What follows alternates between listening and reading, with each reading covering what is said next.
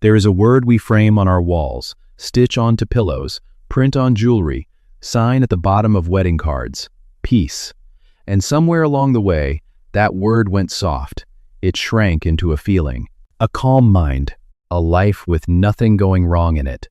But the word Jesus actually used, on the night he said, "Peace I leave with you," meant almost the opposite of calm.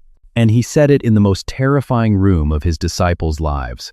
Because when we read those words today, we hear a gentle wish, a kind sentiment from a dying man to his frightened friends. That is not what he meant, not even close. Here is what I want to show you in the next few minutes.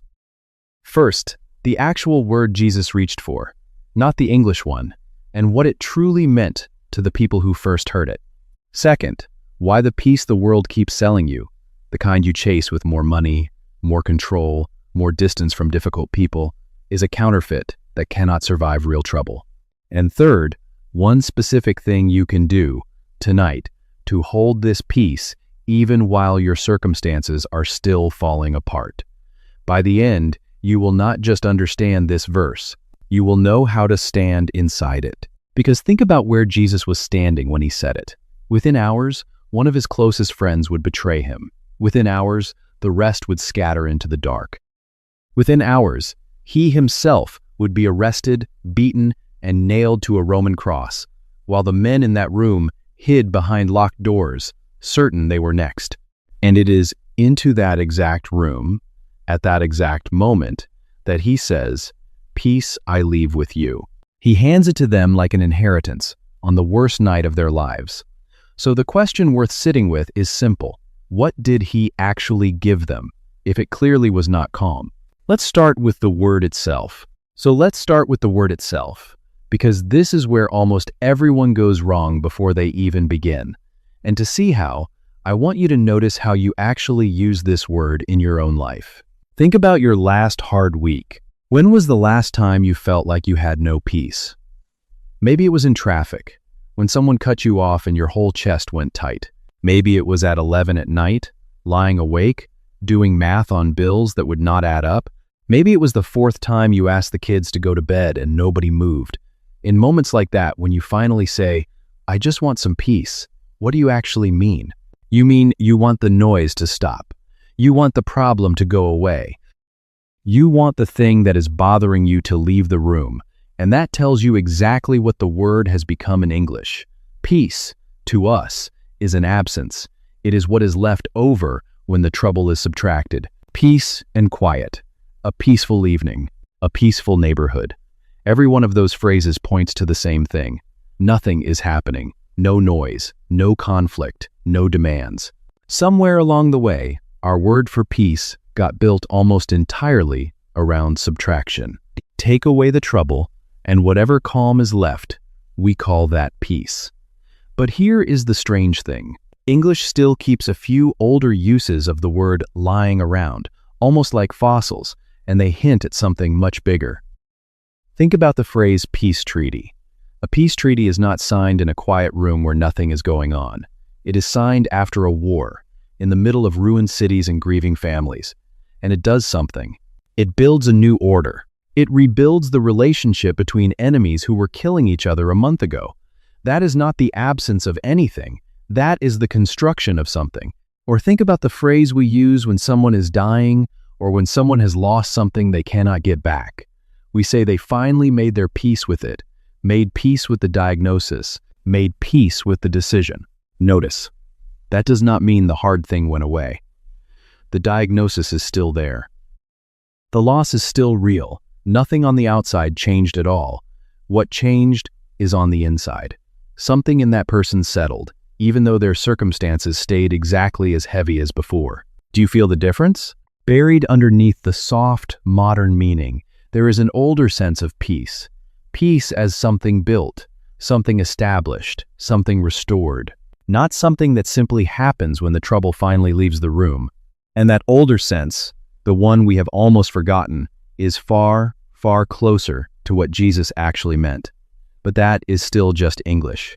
It is still just our word, straining to hold a meaning it was never quite big enough for. To hear what Jesus really said, we cannot stay in English at all. We have to go underneath it, to the language he was actually thinking in that night. And that is where this whole verse cracks wide open. Which brings us to the second piece, and this is the one that changes everything. So stay with me here. When you open John chapter 14, verse 27, in the Greek, the word sitting there for peace is eirene. Say it slowly, eirene. It is the ordinary Greek word for peace, the one people used every day. A peaceful kingdom, a peaceful home, the end of a war. And on its own, Greek eirene mostly meant what we assume peace means. The absence of conflict, calm after chaos. So if you stop there, you would walk away thinking Jesus said exactly what we always assumed. But here is what almost every modern reader misses. Jesus was not thinking in Greek. He was thinking in Hebrew, or more precisely Aramaic, the language he actually spoke every day at the dinner table. And when John, writing later in Greek for a wider audience, reached for the word eirene, he was translating something much older and much heavier. He was translating shalom. And shalom is one of those words that gets flattened the second it crosses into English. We hear it and think, hello, goodbye, a nice greeting, nothing more. But in the Hebrew scriptures, shalom almost never meant simply the absence of conflict. Its root carries the idea of completeness, wholeness, being unbroken. A shalom relationship is one where nothing is owed and nothing is fractured. A shalom life is one where every single piece is in its proper place, doing exactly what it was made to do. Now watch how the word actually gets used, because this is where it comes alive. When Joseph's brothers are asked about their aging father, whether he is well, the word underneath is shalom. Is he whole? Is he intact?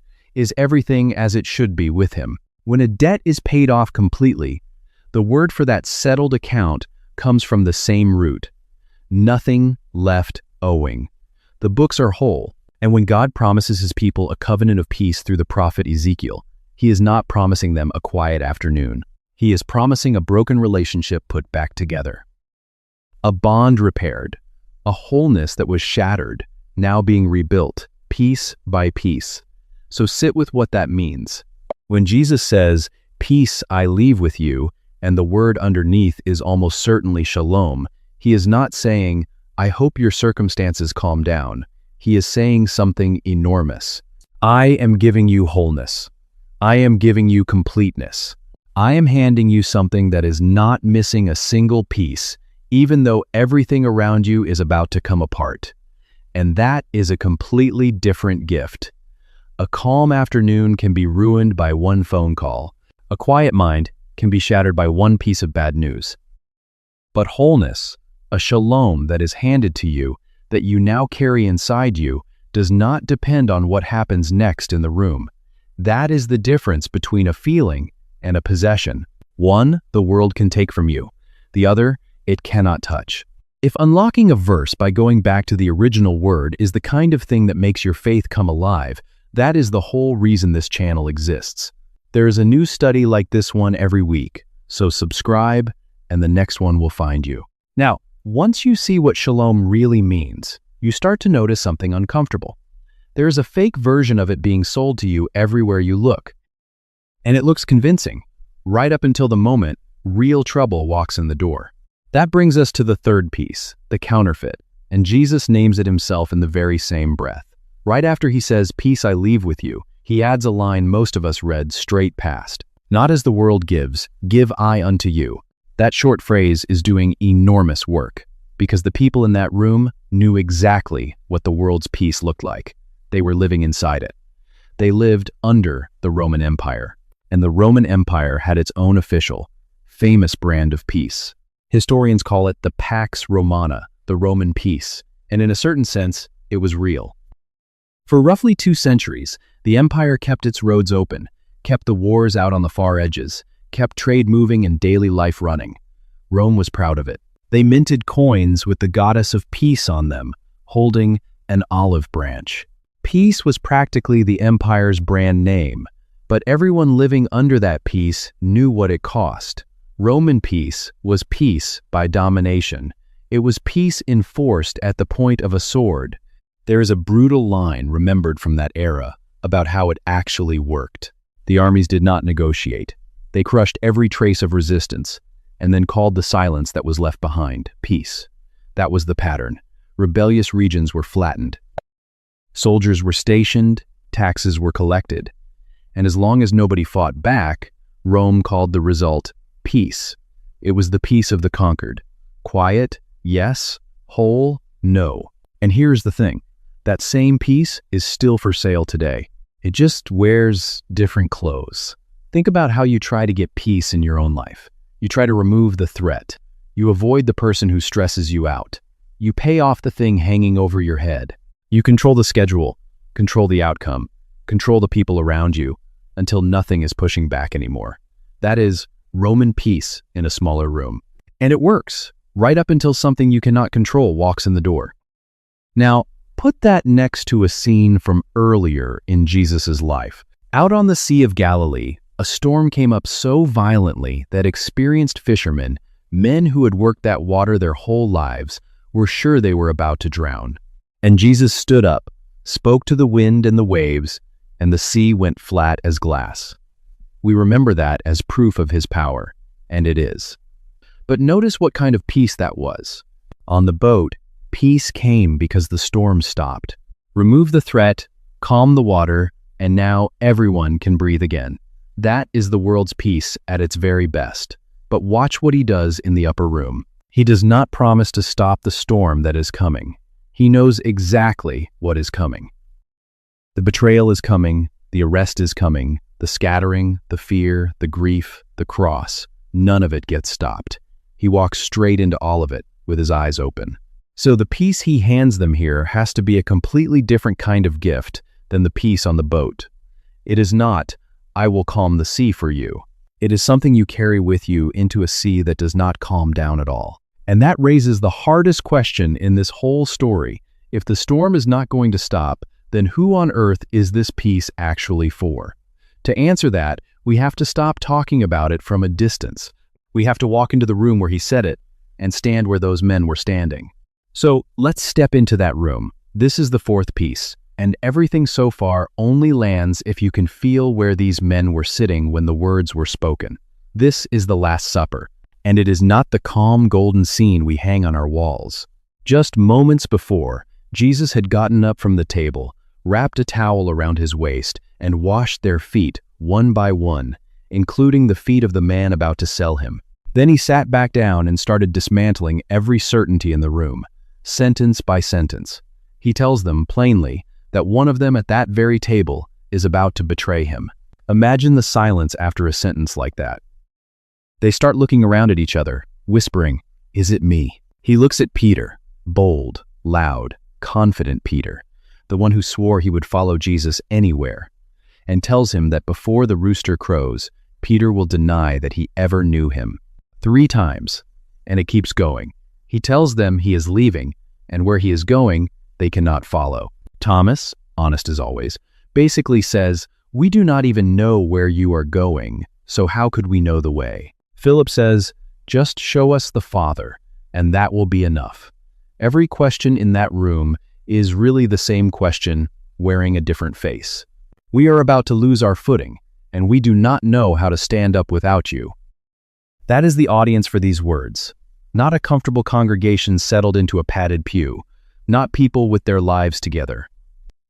A room full of terrified men, hours away from watching their whole world collapse in a single night. And it is to those people that Jesus says, "Peace I leave with you." Sit with how strange that is. He is handing wholeness to people whose lives are about to shatter. Now let me make this personal, because it is easy to watch this from a safe distance. Let me ask you something, and answer honestly, just to yourself. On a normal day, if someone asked how much you trust God, what would you say? Most of us would say 100%.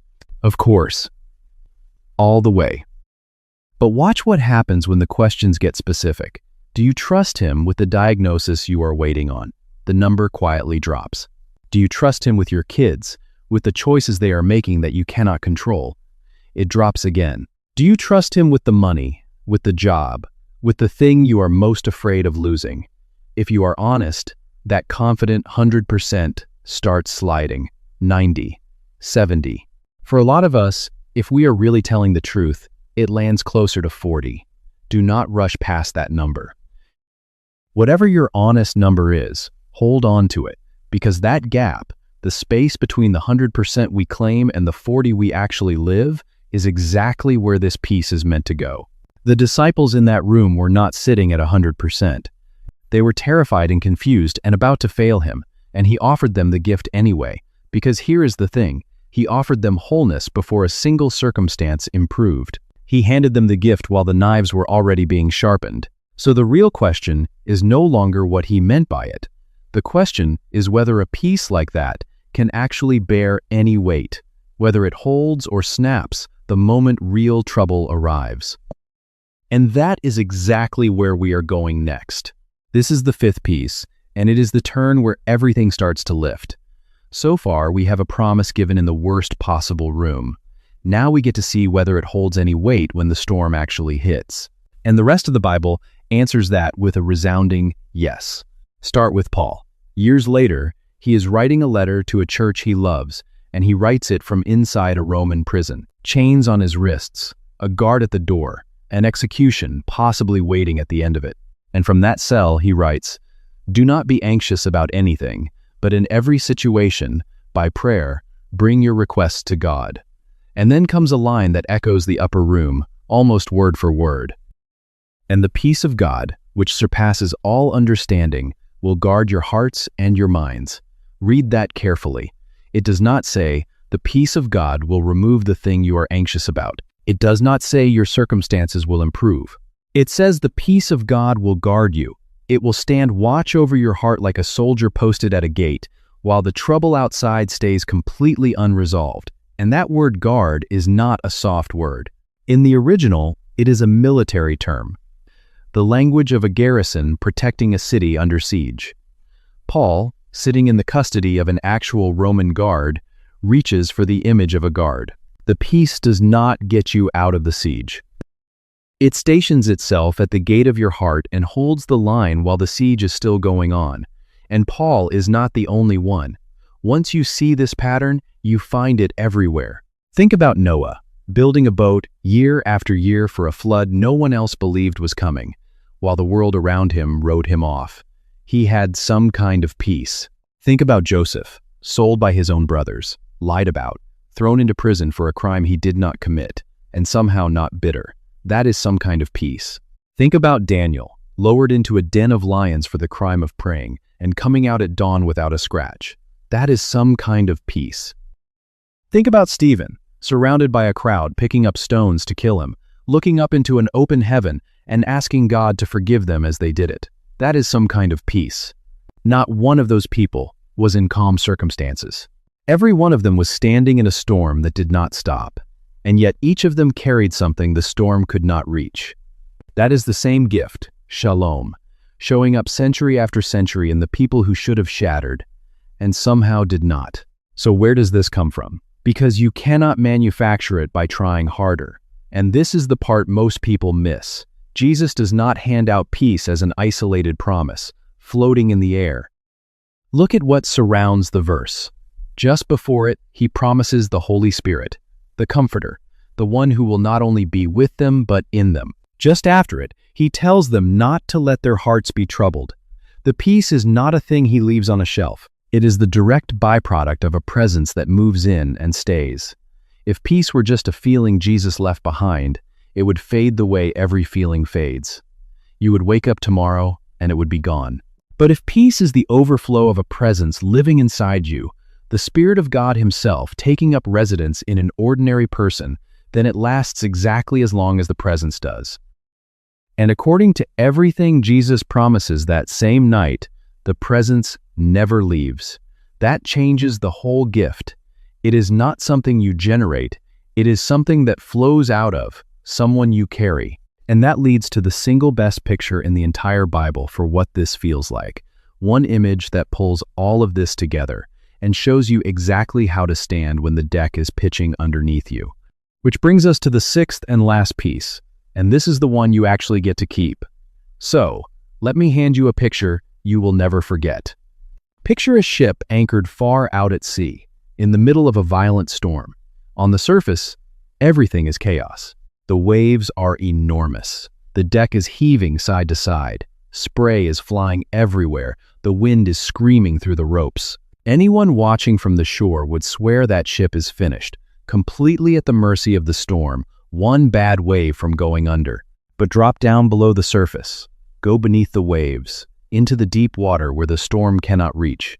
And down there, something else is happening. It is still. The waves that look like mountains from above barely stir the water a few dozen feet down, and the anchor, buried in the seabed far below all of that violence, is not moving at all. It is holding. It was never built to calm the surface. It was built to hold the ship steady, no matter what the surface was doing. That is the peace Jesus gives you. He is not promising to flatten your waves. The waves in that upper room were about to be as violent as any storm those men would ever face, and he did not stop a single one of them. What he gave them instead was an anchor, dropped deep enough that the storm on the surface could not reach it. The ship still pitches. The deck still tilts. The spray still soaks everyone on it, but down where the anchor holds, everything is still, and a sailor who knows the anchor is holding can stand on a wildly rocking deck without panic. Not because the deck stopped moving, but because he knows exactly what is holding him beneath it. So, here is what that means for you, in the most practical way I can say it. There is a part that is yours, and a part that is not. And almost all of our anxiety comes from getting the two confused. You keep reaching up to the surface, trying to flatten the waves, trying to fix the diagnosis, trying to control the person, trying to force the outcome, and you were never given the surface. The storm is not your job. Your job is the anchor. Your job is the one thing you can actually tend, which is your own heart. That is why, right after he says, "Peace I leave with you," Jesus says, "Let not your heart be troubled." Notice, he does not say, "I will make sure nothing troubling happens." He says, "Do not let your heart be the thing that comes loose. You guard the inside. He handles the outside. You take care of your heart, and let him take care of the storm." And that is not a burden.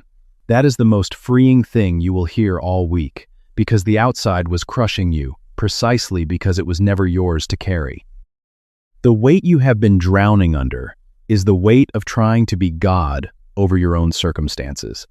And he is quietly saying, "Put that down. That was always mine. Just guard your heart and trust me with the sea." So, let me ask you the real question, the one this whole study has been building toward. Where in your life have you been waiting for the waves to stop before you would let yourself feel whole? Because if the anchor is real, and it is, then you do not have to wait for the storm to end. The stillness was never up on the surface. It was always down in the deep, in the one place the storm could never touch. And it is already being offered to you, right now, in the middle of the water.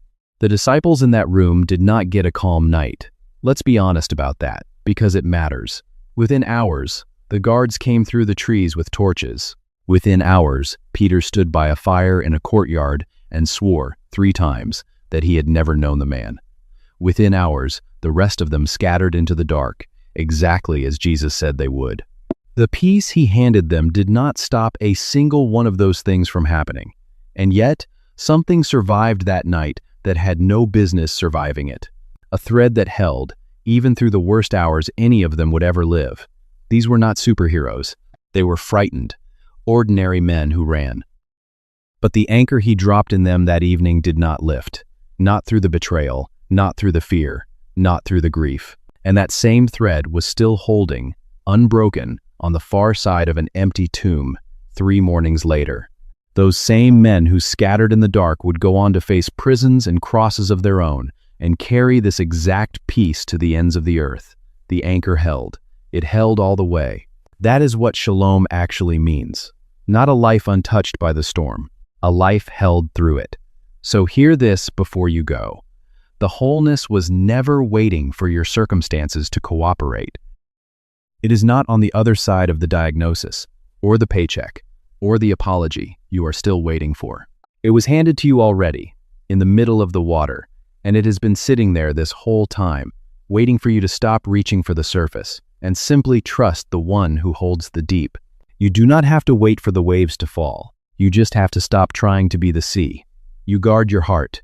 Let him carry the storm. If this opened up that verse for you in a new way, do me a small favor and tap the like button.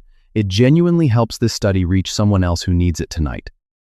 And if you want to keep going deeper into what these words really meant in their original language, subscribe, and the next one will be waiting for you. And now, may the peace of God, the peace that is not the absence of your storm but the anchor underneath it, guard your heart and your mind this week. May you carry it into every hard room you walk into. And may you know, all the way down, that you were never holding the ship alone. Grace and peace to you, friend. I will see you in the next one.